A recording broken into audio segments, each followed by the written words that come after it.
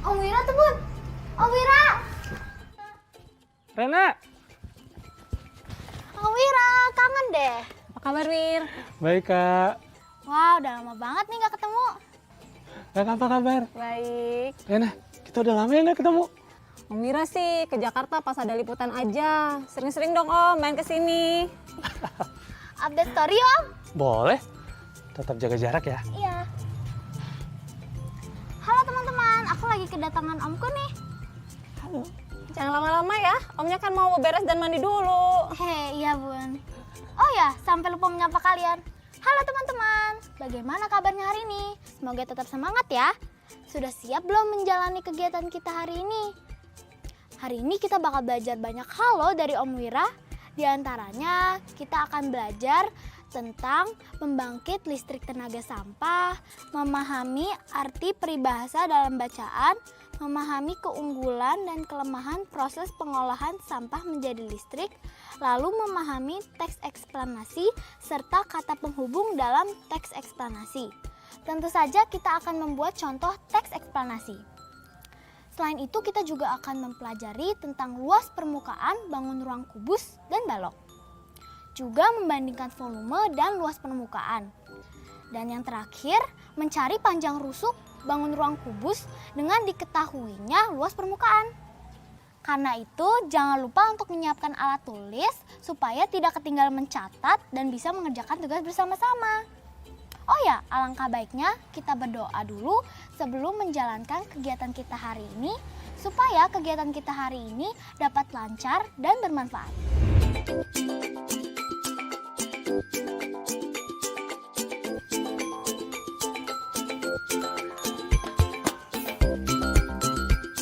Hai Ren, Om Wira lagi apa? ini Om Wira lagi ketik artikel berita. Pasti enak ya jadi wartawan. Bisa kemana-mana aja untuk meliput. Ya gitu deh. Om Wira lagi nulis berita apa Om? Ini Om Wira lagi nulis artikel berita tentang PLTSA, pembangkit listrik tenaga sampah di Surabaya. Oh begitu. Memang ada ya Om?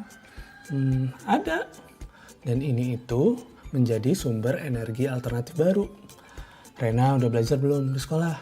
Belum Om. Rena baru belajar pembangkit listrik yang menggunakan sumber daya alam. Rena boleh baca nggak Om? Boleh, boleh. Iya. Mengolah sampah menjadi listrik. Kota Surabaya akan segera memiliki unit pembangkit listrik tenaga sampah PLTSA yang berlokasi di tempat pembuangan akhir TPA Benowo. Kabarnya ini akan menjadi PLTSA pertama dan terbesar di Indonesia. Rencana pemakaian sampah sebagai sumber energi terbarukan bisa diibaratkan sekali dayung dua pulau terlampaui. Tidak hanya memperpanjang usia TPA Benowo dan mengurangi volume sampah, Surabaya akan mendapat pasokan listrik tambahan dari sumber energi baru. Cara kerja PLTSA ini adalah mengolah sampah hingga menghasilkan gas metana yang kemudian dibakar. Tujuannya adalah menghasilkan panas yang digunakan untuk menggerakkan turbin uap yang tersambung ke generator sehingga menghasilkan energi listrik.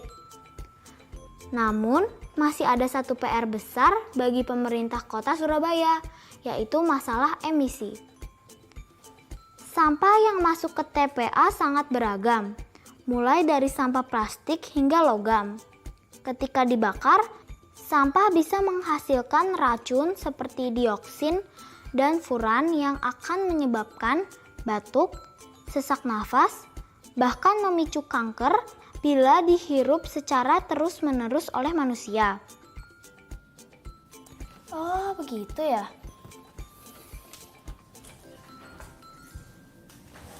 Wah, Rena baru tahu. Keren juga ya PLTSA itu, Om. Berarti seluruh kota di Indonesia ini udah punya dong, Om? Belum semua kota di Indonesia punya. Pemerintah baru merencanakan 12 kota di Indonesia yang akan dibangun. Dan untuk pertama kali operasi itu di Surabaya.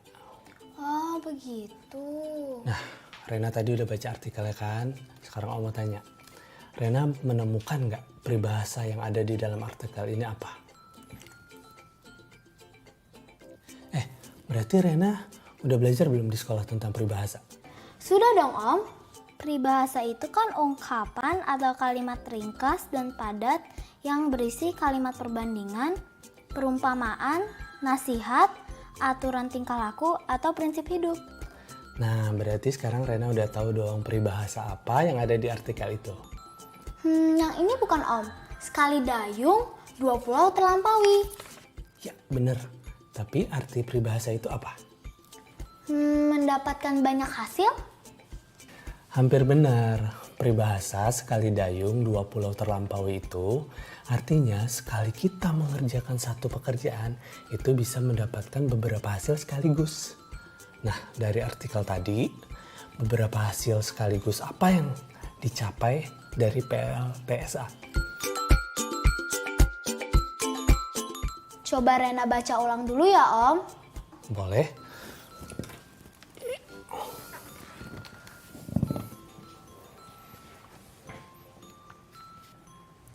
Ini dia paragrafnya.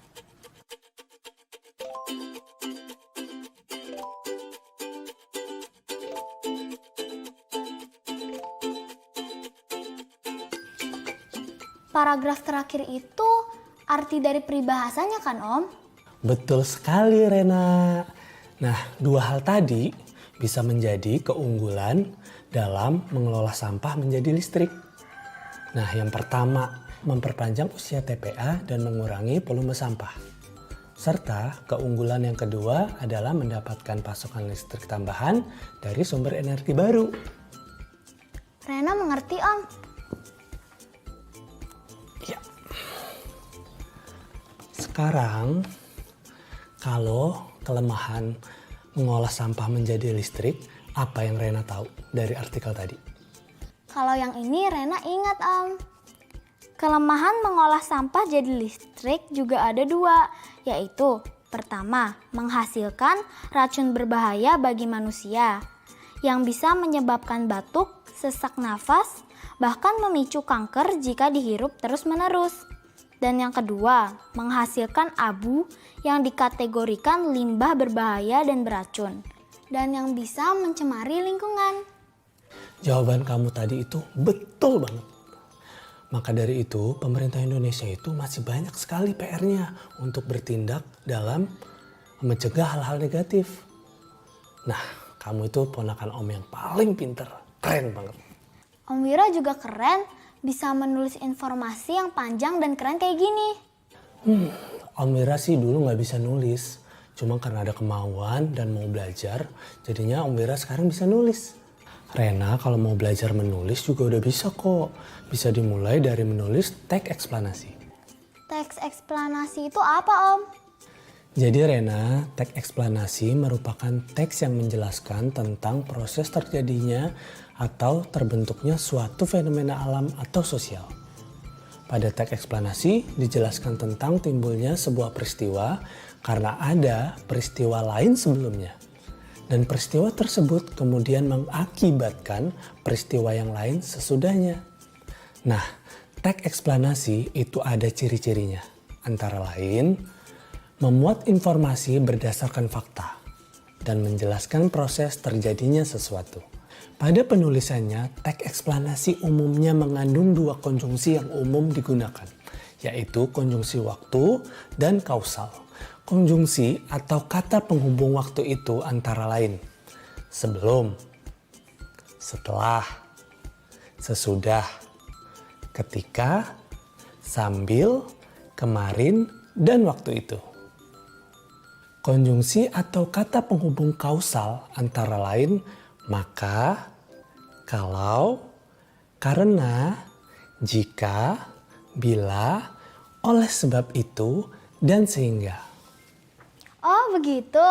Rena mau dong Om belajar buat contoh teks eksplanasi supaya lebih paham. Boleh banget. Om akan kasih kamu ide untuk buat paragraf teks eksplanasi. Kamu tinggal mengembangkan aja. Nah, teman-teman Rena yang ada di rumah, kalian boleh ikutan bersama ya. Yuk. Tuliskan sebuah teks eksplanasi singkat tentang dampak penggunaan plastik sekali pakai terhadap kurangnya tempat di TPA Benowo, Surabaya. Nah, jangan lupa gunakan konjungsi waktu dan kausal yang telah dipelajari tadi ya. Gabungkan kerangka berikut sebagai acuan. Paragraf pertama berisi tentang penjelasan umum tentang kebiasaan memakai kemasan plastik sekali pakai. Paragraf kedua berisi tentang penjelasan akibat dari kebiasaan tersebut. Paragraf ketiga berisi penutup dan kesimpulan dari paragraf 1 dan 2. Teman-teman, kita kerjakan bersama-sama yuk. Kita kembangkan tiap paragrafnya. Di paragraf pertama aku kembangin kayak gini nih. Tanpa disadari, penggunaan kemasan plastik sekali pakai menjadi kebiasaan yang kita lakukan sehari-hari. Kita menggunakan plastik dalam berbagai kegiatan, seperti berbelanja, memasak, makan camilan, bahkan saat bermain. Wah, menarik sekali ya. Lanjut paragraf 2-nya gimana? Paragraf keduanya aku kembangin kayak gini nih. Jika semua sampah plastik dari tiap rumah dikumpulkan, pasti jumlahnya banyak sekali. Bila terus dibiarkan, tempat pembuangan sampah akan menjadi penuh seperti contohnya pada TPA Benowo, Surabaya. Bagus. Di sini Rena pakai 2 konjungsi, yaitu jika pada kalimat pertama dan bila pada kalimat kedua. Selanjutnya paragraf ketiga gimana Ren? Dan paragraf yang ketiga, yaitu yang berisi penutup dan kesimpulan paragraf sebelumnya, Rena akan tulis seperti ini. Oleh sebab itu, mulailah mengurangi penggunaan kemasan plastik sekali pakai dari sekarang. Dengan begitu, TPA di kotamu tidak akan menjadi penuh dan lingkungan pun bisa kita jaga kelestariannya. Di paragraf ini juga ada konjungsi yang digunakan Rena. Teman-teman ada yang tahu? Betul, konjungsi klausal. Oleh sebab itu. Pada ngobrolin apa sih? Seru banget kayaknya. Ngobrolin artikelnya Om Wira yang ngebahas tentang pembangkit listrik tenaga sampah, Bun. Wah, seru banget. Tapi ngobrolnya boleh dilanjut lagi nanti ya, gak apa-apa Ren? Soalnya Om Wira ada paket, takutnya harus buru-buru dibuka dan penting. Paket, Kak? Oh, itu mungkin paket dari kantor. Yaudah sebentar, Ren. Om ambil paket dulu ya. Rena ikut, Om.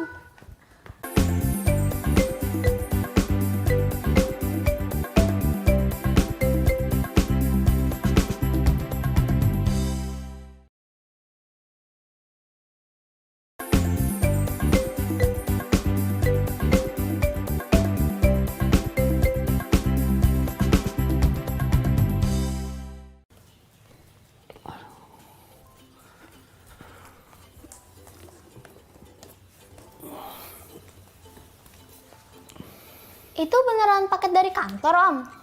Iya, beneran, Ren. Kalau isinya udah diambil semua, Rena boleh ambil kardusnya nggak, Om? Boleh dong. Emang kardusnya mau buat apa, Ren? Paling untuk bahan prakarya, Rena kan suka sekali crafting, Wir. Oh gitu, keren dong. Sekarang Om mau tanya dulu. Kedua kardus ini bangun ruang apa coba? Tahu dong, Om. Yang ini kubus. dan yang ini balok. Sekarang Om mau tanya, Rena udah belajar di sekolah belum? Cara menghitung luas permukaan kedua bangun ruang ini. Kalau volume sih sudah Om, tapi kalau luas permukaan belum Om. Tapi pas belajar kemarin seru banget deh Om. Masa Rena baru tahu kalau volume kubus lebih besar dari volume balok? Om Wiranya pasti penasaran tuh Ren. Ayo coba jelasin lagi. Iya Bun. Nah teman-teman di rumah pasti ingat dong pelajaran yang lalu. Terdapat dua buah kardus dengan bentuk bangun ruang balok dan bangun ruang kubus. Diketahui panjang sisi kubus adalah 20 cm. Sementara untuk balok memiliki panjang 30 cm, lebar 20 cm, dan tinggi 10 cm. Berapakah volume kubus dan balok tersebut? Teman-teman masih ingat kan rumus mencari volume kubus dan balok? Ya, rumus volume kubus adalah sisi dikali sisi dikali sisi. Sedangkan rumus volume balok adalah panjang kali lebar kali tinggi. Tinggal dimasukkan deh angka tadi ke rumus. Maka volume kardus kubus sama dengan 20 kali 20 kali 20 sama dengan 8000 cm kubik. Dan volume kardus berbentuk balok sama dengan 30 dikali 20 dikali 10 sama dengan 6000 cm kubik. Dengan begitu, volume kardus yang berbentuk kubus lebih besar dibandingkan dengan volume kardus yang berbentuk balok. Oh begitu. Pinter banget sih keponakan Om ini. Siapa dulu dong anak bunda? Bisa aja kamu Ren. Oh ya, tadi kan kamu bilang belum belajar mencari luas permukaan. Kamu mau nggak diajarin sama Om Wira? Mau. Yaudah, sini Om ajarin. Teman-teman di rumah, tolong diperhatikan dan jangan lupa dicatat ya. Untuk menentukan luas permukaan bangun ruang, kita harus menghitung semua luas sisinya. Kemudian kita menjumlahkannya. Untuk mencari permukaan kubus adalah dengan menambahkan luas sisi alas, luas sisi atas, luas sisi depan, luas sisi belakang, serta luas sisi kanan dan kiri. Jika semua luas sudah ditambahkan, maka akan didapat rumus luas permukaan kubus, yaitu 6 kali S kuadrat atau 6 kali S kali S. Sekarang kita coba latihan cara mencari luas permukaan kubus ya. Jika sisi kubus sama seperti soal sebelumnya, yaitu 20 cm, maka berapakah luas permukaannya? Mari masukkan panjang sisi kubus ke dalam rumusnya, yaitu luas permukaan kubus sama dengan 6 kali S kuadrat atau 6 kali S kali S. Sama dengan 6 kali 20 kali 20. Hasilnya sama dengan berapakah teman-teman? Benar, 2400 cm persegi. Oh begitu. Lalu bagaimana dengan luas permukaan balok Om? Untuk menghitung luas permukaan balok, kita harus mencari luas sisi alas, ditambah luas sisi atas, ditambah luas sisi depan, ditambah luas sisi belakang, dan ditambah luas sisi kanan serta kiri. Maka rumusnya adalah seperti ini.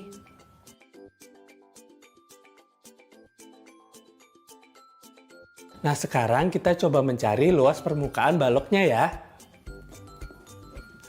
Jika panjang balok adalah 30 cm, lebarnya 20 cm, dan tingginya 10 cm, maka berapakah luas permukaannya? Kita langsung masukkan ke rumus luas balok, yaitu 2PL ditambah 2PT ditambah 2LT sama dengan 2 kali 30 kali 20 ditambah 2 kali 30 kali 10 ditambah 2 kali 20 kali 10 sama dengan 2200 cm persegi.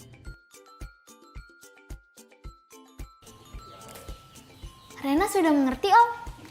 Nah, kalau begitu, kesimpulan apa yang Rena dapatkan dari menghitung luas permukaan, balok, dan kubus tadi? Maksudnya? Jika tadi Rena bilang volume kubus lebih besar dari volume balok, maka dengan kubus dan balok yang sama, bagaimana dengan perbandingan luas permukaannya? Luas kubus sama dengan 2400 cm persegi. Dan luas balok sama dengan 2200 cm persegi. Ternyata luas permukaan kubus lebih besar dibandingkan luas permukaan balok. Maka dari itu, bangun ruang yang volumenya lebih besar tidak menandakan bahwa luas permukaannya juga lebih besar. Hal itu bergantung pada ukuran rusuk kubus serta ukuran panjang, lebar, dan tinggi balok. Nah, teman-teman di rumah sudah mengerti kan? Jika belum, kalian bisa mempraktekannya sendiri di rumah kalian masing-masing ya. Hitung dan bandingkan volume dan luas permukaan kardus balok dan kardus kubus di rumah kalian masing-masing ya. Jangan lupa catat hasil uji cobamu di buku catatanmu ya. Wah, kalian hebat semua. Nah, teman-teman Rena yang di rumah, jika ada yang belum paham, bisa bertanya kepada keluarga di rumah ya. Bisa bertanya kepada ayah, ibu, kakak, om atau tante. Dan jangan lupa untuk terus latihan soal ya, supaya kalian makin pintar. Selesai deh aktivitas kita hari ini. Akhirnya beres juga. Yeay, bisa santai-santai deh. Capek banget. Kamu sih nggak tidur siang, main melulu. Habisnya kan udah lama nggak ketemu Om Wira. Juga kalau ngobrol sama Om Wira seru banget dan bisa belajar banyak hal deh.